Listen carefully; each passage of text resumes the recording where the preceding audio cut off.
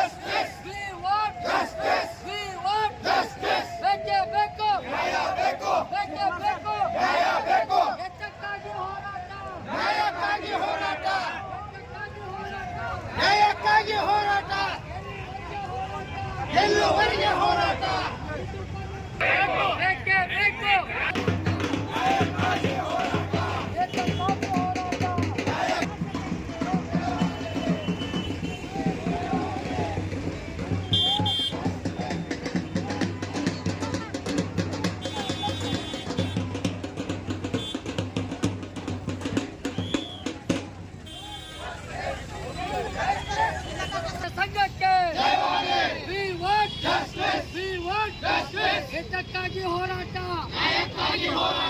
ಎಲ್ಲಿವರೆಗೆ ಹೋರಾಟ, ಅತಿಥಿ ಉಪನ್ಯಾಸಕರ ಕಡೆಗಣಿಸುತ್ತಿರುವ ಸರ್ಕಾರಕ್ಕೆ, ಅತಿಥಿ ಉಪನ್ಯಾಸಕರ ಕಡೆಗಣಿಸುತ್ತಿರುವ ಸರ್ಕಾರಕ್ಕೆ we want justice, we want justice. ಬೇಕೇ ಬೇಕು, ನ್ಯಾಯ ಬೇಕು, ಬೇಕೇ ಬೇಕು, ನ್ಯಾಯ ಬೇಕು. ಅಲ್ಲುಗ ಕಾಲ್ ಜರ್ತೋಣ ಇನ್ನೊಬ್ಬರು ಯಾರ ಹೋಗೋದಿತ್ತು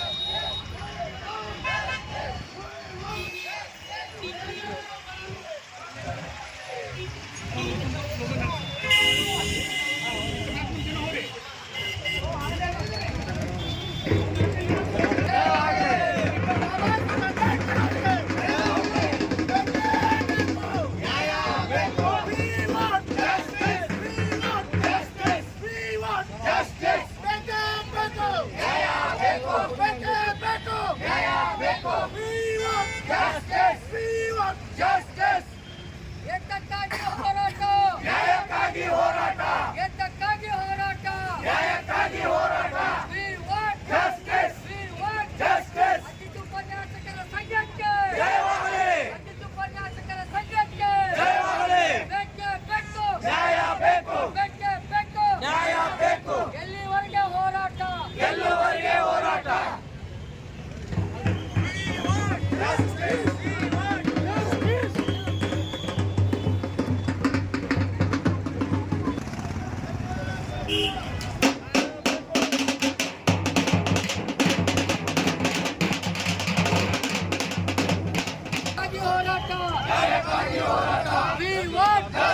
We want justice. ಬೇಕೇ ಬೇಕು. ನ್ಯಾಯ ಬೇಕು. ಬೇಕೇ ಬೇಕು. ನ್ಯಾಯ ಬೇಕು. ಎಲ್ಲಿವರೆಗೆ ಹೋರಾಟ?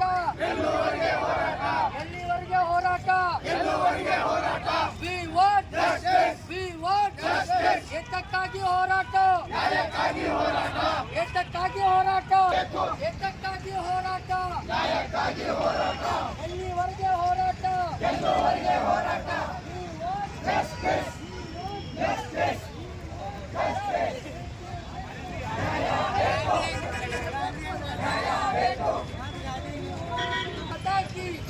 ಅತಿಥಿ ಉಪನ್ಯಾಸಕರ ಸಂಘಕ್ಕೆ ಅತಿಥಿ ಉಪನ್ಯಾಸಕರ ಸಂಘಕ್ಕೆ ಎಲ್ಲಿವರೆಗೆ ಹೋರಾಟ? ಎಲ್ಲುವರೆಗೆ ಹೋರಾಟ? ಎಲ್ಲುವರೆಗೆ ಹೋರಾಟ?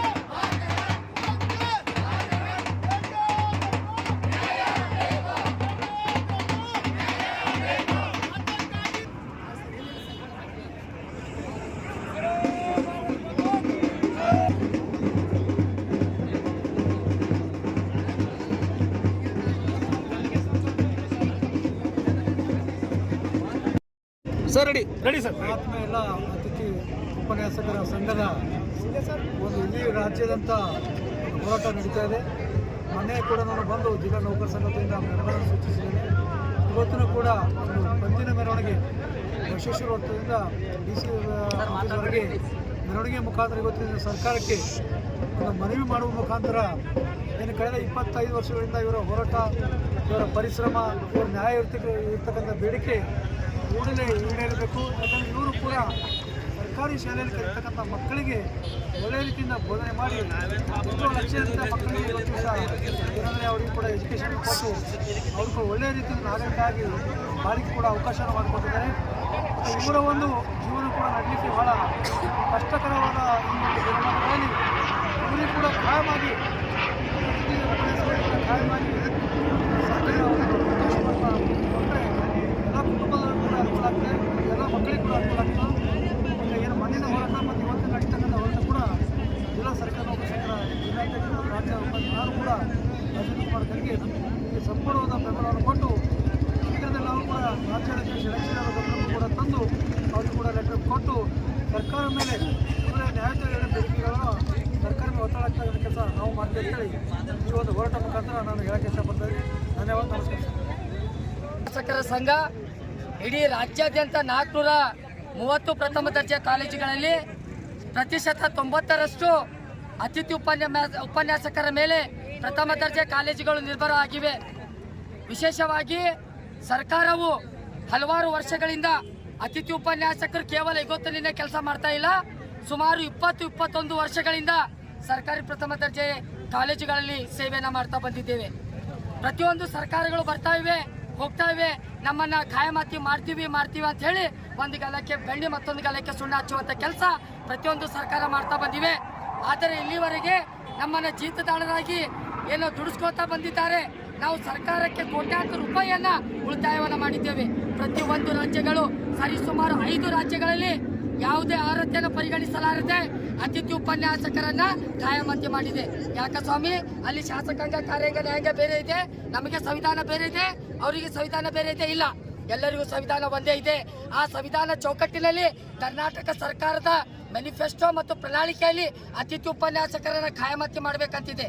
ಅತಿಥಿ ಉಪನ್ಯಾಸಕರ ಖಾಯಮಾತಿಯನ್ನ ಮಾಡಬೇಕಂತಕ್ಕಂಥ 6ನೇ ಪ್ರಣಾಳಿಕೆ ಏನಿದೆ, ನೀವು ನುಡಿದಂತ ನಡೆಯುವಂತ ಸರ್ಕಾರ, ಸಿದ್ದರಾಮಯ್ಯ ಸಾಹೇಬ್ರೆ ನುಡಿದಂತೆ ನಡೆಯುವಂತ ಸರ್ಕಾರ, ಅಂದಿನ ವಿರೋಧ ಪಕ್ಷದ ನಾಯಕರಾಗಿರ್ತಕ್ಕಂಥ ಸಿದ್ದರಾಮಯ್ಯ ಅವರು ಏನಪ್ಪಾ ಅಂದ್ರೆ ಅತಿಥಿ ಉಪನ್ಯಾಸಕರು ಇಷ್ಟು ವರ್ಷಗಳಿಂದ ಸೇವೆಯನ್ನ ಮಾಡ್ತಾ ಇದ್ದಾರೆ. ಇವರ ಸೇವೆ ಏನಪ್ಪಾ ಅಂತಂದ್ರೆ ಇವರಿಗೆ ಖಾಯಮಾತಿ ಕೊಡ್ತಕ್ಕಂಥದ್ದು ಇದು ಏನಪ್ಪಾ ಅಂದ್ರೆ ಪ್ರಾಮಾಣಿಕವಾಗಿದೆ ಅಂತ ಹೇಳ್ತೀರಿ. ಇವತ್ತು ಕರ್ನಾಟಕ ಮುಖ್ಯಮಂತ್ರಿ ನೀವೇ ಸ್ವಾಮಿಗಳೇ, ನೀವು ಇವತ್ತು ನಮ್ಮ ಕರ್ನಾಟಕನ ಆಳ್ತಕ್ಕಂಥ ಪ್ರಭು ಆಗಿದ್ದೀರಿ. ನಿಮಗೆ ನಾನು ಒಂದು ಪ್ರಶ್ನೆ ಹೇಳ್ತಾ ಇದ್ದೇನೆ, ತಮ್ಮ ಮಾಧ್ಯಮದ ಮೂಲಕ ಆದಷ್ಟು ಬೇಗ ನಮ್ಮ ಅತಿಥಿ ಉಪನ್ಯಾಸಕರ ಈ ಜೀತ ಪದ್ಧತಿಯನ್ನು ನಿರ್ಮೂಲನೆ ಮಾಡಬೇಕು. ಸ್ವಾಮಿ, ಎಷ್ಟೋ ಅತಿಥಿ ಉಪನ್ಯಾಸಕರು ಕರೋನಾದಲ್ಲಿ ಸತ್ತು ಹೋಗಿದ್ದಾರೆ. ಹತಾಶೆಯಾಗಿ ಫಾಸಿಯನ್ನು ಹಾಕೊಂಡು ತಮ್ಮ ಹೆಂಡತಿ ಮಕ್ಕಳನ್ನು ಬಿಟ್ಟು ಇವತ್ತು ಸರಿಸುಮಾರು 400 ಜನರು ಅತಿಥಿ ಉಪನ್ಯಾಸಕರು ಮರಣ ಹೊಂದಿದ್ದಾರೆ. ಇದರ ಬಗ್ಗೆ ಸರ್ಕಾರ ಚಿಂತನೆ ಮಾಡಬೇಕು. ಇದರ ಬಗ್ಗೆ ಸರ್ಕಾರ ಇಂಥ ಅಮಾನವೀಯ ಪದ್ಧತಿಯನ್ನು ತೊಡೆದು ಹಾಕಿ ಬೇರೆ ರಾಜ್ಯಗಳಲ್ಲಿ ಯಾವ ರೀತಿಯಾಗಿ ನಮ್ಮನ್ನು ಖಾಯಮಾತಿ ಮಾಡಿದೆ ಅದೇ ರೀತಿಯಾಗಿ ಕರ್ನಾಟಕ ರಾಜ್ಯದಲ್ಲಿ ಆದಷ್ಟು ಬೇಗ ಖಾಯಮಾತಿ ಮಾಡಬೇಕು. ಇವತ್ತು 26ನೇ ದಿವಸ ಅತಿಥಿ ಉಪನ್ಯಾಸಕರ ದಂಡಿಗೆ ಕರೆಯನ್ನ ಮಾಡ್ತಾ ಇದ್ದೀವಿ. 26 ದಿವಸದಿಂದ ಸತತವಾಗಿ ಅನಿರ್ದಿಷ್ಟವಾಗಿರ್ತ ಹೋರಾಟದಲ್ಲಿ ಧುಮುಕಿದ್ದೀವಿ. ನೀವು ಆದಷ್ಟು ಬೇಗ ನಮ್ಮ ಪರವಾಗಿ ಲಿಖಿತ ರೂಪದಲ್ಲಿ ಆದೇಶ ಕೊಡಲಿಲ್ಲ ಪಕ್ಷದಲ್ಲಿ ಇಡೀ ರಾಜ್ಯಾದ್ಯಂತ ಮತ್ತೆ ಹೋರಾಟ ತೀವ್ರಗೊಳಿಸ್ತಾ ಇದ್ದೀವಿ. ಬೀದರ್ನಲ್ಲಿ ಹಣ್ಣು ಹಂಪಲ್ಗಳನ್ನು ಮಾರಿದ್ದೀವಿ, ಚಹಾವನ್ನು ಮಾರಿದ್ದೀವಿ, ಬೂಟ್ ಪಾಲಿಸನ್ನು ಮಾಡಿದ್ದೀವಿ. ಇವತ್ತು ಪಂಜಿನ ಮೆರವಣಿಗೆ ಮಾಡ್ತಾ ಇದ್ದೀವಿ. ಅದೇ ರೀತಿಯಾಗಿ 2 ದಿವಸ ಸತತವಾಗಿ ಜಿಲ್ಲಾಧಿಕಾರಿಗೆ ಮನವಿ ಕೊಟ್ಟಿದ್ದೀವಿ, ಉಸ್ತುವಾರಿ ಮಿನಿಸ್ಟರ್ ಮನವಿ ಕೊಟ್ಟಿದ್ದೀವಿ, ಎಲ್ಲ MLA ಮನವಿ ಕೊಟ್ಟಿದ್ದೀವಿ. ಅದೇ ರೀತಿಯಾಗಿ ಸ್ಪೀಕರನ್ನು ಮನವಿ ಕೊಟ್ಟಿದ್ದೀವಿ. ಕರ್ನಾಟಕದ ಮುಖ್ಯಮಂತ್ರಿ ಸಿದ್ದರಾಮಯ್ಯ ಅವರು ಬಸವ ಕಲ್ಯಾಣ ಪಾಲ್ಕಿಗೆ ಬಂದಾಗ ಅಲ್ಲೂ ಕೂಡ ಮನವಿ ಕೊಟ್ಟಿದ್ದೀವಿ. ಅಲ್ಲಿ ಬಸವಣ್ಣನ ನಾಡಿನಲ್ಲಿ ಕರ್ನಾಟಕದ ಮುಖ್ಯಮಂತ್ರಿ ಹೇಳಿದ್ದಾರೆ, ನಿಮಗೆ ಖಾಯಮಾತಿ ಮಾಡೋದಲ್ಲ, ಹೌದು ಮಾಡೋಣ ನೋಡೋಣ ಅಂತಕ್ಕಂಥ ಮಾತು ಹೇಳಿದ್ರು. ಸ್ವಾಮಿ, ತಾವು ಆದಷ್ಟು ಬೇಗ ಲಿಖಿತ ರೂಪದಲ್ಲಿ ನಮಗೆ ಏನಪ್ಪಾ ಅಂತಂದ್ರೆ ಆದೇಶ ಹೊರಡಿಸಬೇಕು. ಆದೇಶವನ್ನು ಹೊರಡಿಸಿ ನುಡಿದಂತೆ ನಡೆಯುವ ಸರ್ಕಾರಕ್ಕೆ ತಾವು ಹೆಸರಾಗಬೇಕು ಅಂತಕ್ಕಂಥ ಮಾತನ್ನು ಹೇಳ್ತಾ ಇದ್ದೇನೆ. ನನ್ನ ಹೆಸರು ಅನಿಲ್ ಕುಮಾರ್ ಸಿಂಧೆ, ಅತಿಥಿ ಉಪನ್ಯಾಸಕರ ಸಂಘ ಬೀದರ್ ಜಿಲ್ಲಾಧ್ಯಕ್ಷ. ಉಪನ್ಯಾಸಕರ ಸಂಘ ಬೀದರ್ ವತಿಯಿಂದ ಸುಮಾರು 26 ದಿನಗಳಿಂದ ನಾವು ಸತತವಾಗಿರ್ತಕ್ಕಂಥ ಅನಿರ್ದಿಷ್ಟಾವಧಿ ಹೋರಾಟವನ್ನು ಮಾಡ್ತಾ ಇದ್ದೀವಿ. ಆದರೆ ಸರ್ಕಾರ ಯಾವುದೇ ರೀತಿಯಾಗಿರ್ತಕ್ಕಂತಹ ಒಂದು ಲಿಖಿತವಾಗಿರ್ತಕ್ಕಂಥ ಆದೇಶಗಳನ್ನು ಹೊರಡಿಸ್ತಾ ಇಲ್ಲ. ಸುಮಾರು ಇಡೀ ರಾಜ್ಯದಾದ್ಯಂತ ತರಗತಿಗಳನ್ನು ಬಹಿಷ್ಕರಿಸಿ 430 ಪ್ರಥಮ ದರ್ಜೆ ಕಾಲೇಜುಗಳಲ್ಲಿ ನಾವು ಉಪನ್ಯಾಸಕರಾಗಿ ಸೇವೆಯನ್ನು ಸಲ್ಲಿಸ್ತಾ ಇದ್ದೀವಿ. ಸುಮಾರು 12,000 ಅತಿಥಿ ಉಪನ್ಯಾಸಕರು ಇವತ್ತು ತರಗತಿಗಳನ್ನು ಬಹಿಷ್ಕರಿಸಿ ಹೊರಬಂದಿವೆ. ಆದರೆ ವಿದ್ಯಾರ್ಥಿಗಳ ಹಿತದೃಷ್ಟಿಯನ್ನು ಗಮನದಲ್ಲಿಟ್ಟುಕೊಂಡು ಮತ್ತು ಈ ಅತಿಥಿ ಉಪನ್ಯಾಸಕರ ಹಿತದೃಷ್ಟಿಯನ್ನು ಗಮನದಲ್ಲಿಟ್ಟುಕೊಂಡು ಸರ್ಕಾರ ನಮ್ಮ ಕಡೆಗೆ ಗಮನವನ್ನು ಹರಿಸಿ ನಮಗೆ ಕಾಯಮಾತಿಯನ್ನು ಮಾಡಬೇಕು ಅಂತಕ್ಕಂಥದ್ದು ನಮ್ಮೆಲ್ಲರ ಒಂದು ಬೇಡಿಕೆಯಾಗಿದೆ. ಡಾಕ್ಟರ್ BBN ಚಿತ್ರೆ, ಸರ್ಕಾರಿ ಪ್ರಥಮ ದರ್ಜೆ ಕಾಲೇಜು. ಸರ್ಕಾರಿ ಪ್ರಥಮ ದರ್ಜೆ ಕಾಲೇಜುಗಳ ಅತಿಥಿ ಉಪನ್ಯಾಸಕರ ಸಂಘ ಬೆಂಗಳೂರು ಜಿಲ್ಲಾ ಘಟಕ ಬೀದರ್ ವತಿಯಿಂದ ನಾವು ಇಡೀ ರಾಜ್ಯದಲ್ಲಿ ಇವತ್ತು 430 ಸರ್ಕಾರಿ ಪ್ರಥಮ ದರ್ಜೆ ಕಾಲೇಜುಗಳಿಂದ ಅತಿಥಿ ಉಪನ್ಯಾಸಕರು ಇವತ್ತು ಬೀದಿಗಿಳಿದು ಹೋರಾಟ ಮಾಡ್ತಾ ಇದ್ದಾರೆ. ಗೌರವಾನ್ವಿತ ಮುಖ್ಯಮಂತ್ರಿಗಳಾಗಿರ್ತಕ್ಕಂಥ ಸನ್ಮಾನ್ಯ ಶ್ರೀ ಸಿದ್ದರಾಮಯ್ಯ ಸಾಹೇಬರು ಅರ್ಥ ಮಾಡ್ಕೊಳ್ಬೇಕು. ಇವತ್ತು ರಾಜ್ಯದಲ್ಲಿ ಹೊಸ ಶಿಕ್ಷಣ ನೀತಿಗಳನ್ನು ನೀವು ಜಾರಿಗೆ ತರ್ತಾ ಇದ್ದೀರಿ. ಹೊಸ ಕಟ್ಟಡಗಳಿಗೆ ಸಾಕಷ್ಟು ಕೋಟ್ಯಾನು ಕೋಟಿ ರೂಪಾಯಿಗಳನ್ನು ಬಿಡುಗಡೆ ಮಾಡ್ತಾ ಇದ್ದೀರಿ. ಮಕ್ಕಳಿಗೆ ಲ್ಯಾಪ್ಟಾಪ್ ಕೊಡ್ತಾ ಇದ್ದೀರಿ, ಡಿಜಿಟಲ್ ಬೋರ್ಡ್ ಮಾಡ್ತಾ ಇದ್ದೀರಿ. ಇಷ್ಟೆಲ್ಲ UGC ವತಿಯಿಂದ ಸಾಕಷ್ಟು ಕೋಟ್ಯಾನು ಕೋಟಿ ಖರ್ಚು ಮಾಡ್ತಾ ಇದ್ದೀರಿ. ಆ ಕಾಲೇಜುಗಳಲ್ಲಿ, ಡಿಗ್ರಿ ಕಾಲೇಜುಗಳಲ್ಲಿ, ಸರ್ಕಾರಿ ಡಿಗ್ರಿ ಕಾಲೇಜುಗಳಲ್ಲಿ ಕೆಲಸ ಮಾಡ್ತಕ್ಕಂಥ ಅತಿಥಿ ಉಪನ್ಯಾಸಕರಿಗೆ ಒಳ್ಳೆಯ ಸಂಬಳ, ಅವರಿಗೆ ಸೇವಾ ಭದ್ರತೆ ಕಾಯಮಾತಿ ಕೊಡಲಿಲ್ಲ ಅಂದ್ರೆ ಈ ರಾಜ್ಯದಲ್ಲಿ ಶಿಕ್ಷಣ ಹೇಗೆ ಅಭಿವೃದ್ಧಿ ಆಗ್ತದ ಅಂತ ಹೇಳಿ ಈ ಮಾಧ್ಯಮದ ಮುಖಾಂತರವಾಗಿ ಮಾನ್ಯ ಉನ್ನತ ಶಿಕ್ಷಣ ಸಚಿವರಿಗೆ, ಗೌರವಾನ್ವಿತ ಮುಖ್ಯಮಂತ್ರಿಗಳಿಗೆ ನಾನು ಪ್ರಶ್ನೆ ಮಾಡ್ತಾ ಇದ್ದೀನಿ. ಇವತ್ತು ನೂತನ ಶಿಕ್ಷಣ ನೀತಿ, ಹೊಸ ಶಿಕ್ಷಣ ನೀತಿ ಜಾರಿಗೆ ತರ್ತಾ ಇದ್ರಿ, ರಾಜ್ಯ ಶಿಕ್ಷಣ ನೀತಿ ಜಾರಿಗೆ ತರ್ತಾ ಇದ್ರಿ. ಸರ್ಕಾರಿ ಕಾಲೇಜುಗಳಲ್ಲಿ ಓದ್ತಕ್ಕಂಥ ಮಕ್ಕಳು ಯಾರು? ಬಡವರು, ಕೂಲಿ ಕಾರ್ಮಿಕರ ಮಕ್ಕಳು, ಮಧ್ಯಮ ವರ್ಗದ ಮಕ್ಕಳು. ನಿಮಗೆ ಒಂದು ವೇಳೆ ಆ ವಿದ್ಯಾರ್ಥಿಗಳ ಬಗ್ಗೆ ಕಾಳಜಿ, ಗೌರವ ಇದ್ರೆ ಎಲ್ಲ ಕೆಲಸ ಮಾಡ್ತಕ್ಕಂಥ 80% ಜನ ಇವತ್ತು ಡಿಗ್ರಿ ಕಾಲೇಜುಗಳಲ್ಲಿ ಕೆಲಸ ಮಾಡ್ತಾ ಇದ್ದಾರೆ. 20% ಜನ ಖಾಯಂ ಪ್ರಾಧ್ಯಾಪಕರಿದ್ದಾರೆ. ಡಿಗ್ರಿ ಕಾಲೇಜುಗಳು ಹೆಂಗೆ ಅಭಿವೃದ್ಧಿ ಆಯ್ತವ? ಶಿಕ್ಷಣ ಹೇಗೆ ಅಭಿವೃದ್ಧಿ ಆಯ್ತದ? ಮಾನ್ಯ ಮುಖ್ಯಮಂತ್ರಿಗಳು, ಗೌರವಾನ್ವಿತ ಉನ್ನತ ಶಿಕ್ಷಣ ಸಚಿವರಾಗಿರ್ತಕ್ಕಂಥ ಸುಧಾಕರ್ ಸಾಹೇಬರು ಬೇಗನೆ ಅತಿಥಿ ಉಪನ್ಯಾಸಕರಿಗೆ ಒಂದು ಒಳ್ಳೆಯ ಭರವಸೆಯನ್ನು ಕೊಡಬೇಕು. ಒಳ್ಳೆಯ ಸಂಬಳ, ಅವರಿಗೆ ಕಾಯಮಾತಿ, ಸೇವಾ ಭದ್ರತೆಯನ್ನು ಕೊಟ್ಟು ಈ ರಾಜ್ಯದಲ್ಲಿ ಶಿಕ್ಷಣವನ್ನು ಅಭಿವೃದ್ಧಿ ಮಾಡಬೇಕಂತ ಹೇಳಿ ಮಾಧ್ಯಮದ ಮುಖಾಂತರವಾಗಿ ನಾನು ವಿನಂತಿ ಮಾಡ್ತೀನಿ. ನನ್ನ ಹೆಸರು ಚಂದ್ರಕಾಂತ್ ನಾರಾಯಣಪುರೆ, ಜಿಲ್ಲಾ ಸಂಘಟನೆಯ ಪ್ರಧಾನ ಕಾರ್ಯದರ್ಶಿ. ನಮ್ಮ ರಾಜ್ಯದ ಉಪಾಧ್ಯಕ್ಷರಾಗಿರ್ತಕ್ಕಂಥ ಹಾಗೂ ನನ್ನ ಮಾರ್ಗದರ್ಶಕರಾಗಿರ್ತಕ್ಕಂಥ ಸನ್ಮಾನ್ಯ ಶ್ರೀ ಗಂಗೆ ಸಾಹೇಬರಿಗೆ, ನಮ್ಮ ಅತಿಥಿ ಉಪನ್ಯಾಸಕರ ಒಕ್ಕೂಟದ ಉಪಾಧ್ಯಕ್ಷರಾಗಿರ್ತಕ್ಕಂಥ ಕಾರ್ಯದರ್ಶಿ ಆಗಿರ್ತಕ್ಕಂಥ ಚಂದ್ರಕಾಂತ್ ಅವರು ಬಂದು ಅವರಿಗೆ ಸನ್ಮಾನ ಮತ್ತು ಸತ್ಕಾರ ಮಾಡಬೇಕು.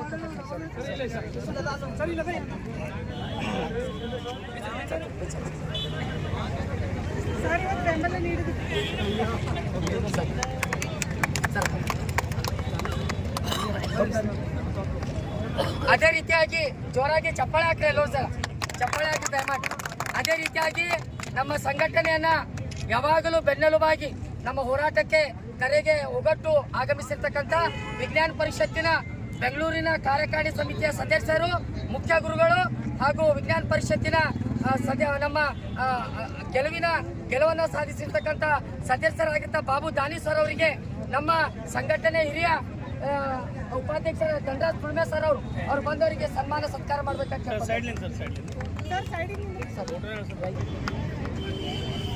ಅದೇ ರೀತಿಯಾಗಿ ನಮ್ಮನ್ನ ಬೆಂಬಲಿಸಿ ರೈತ ಸಂಘಟನೆ ಮುಖಂಡರಾಗಿರ್ತಕ್ಕಂಥ ಇವ್ರು ಬಂದಾರ ಸರ್.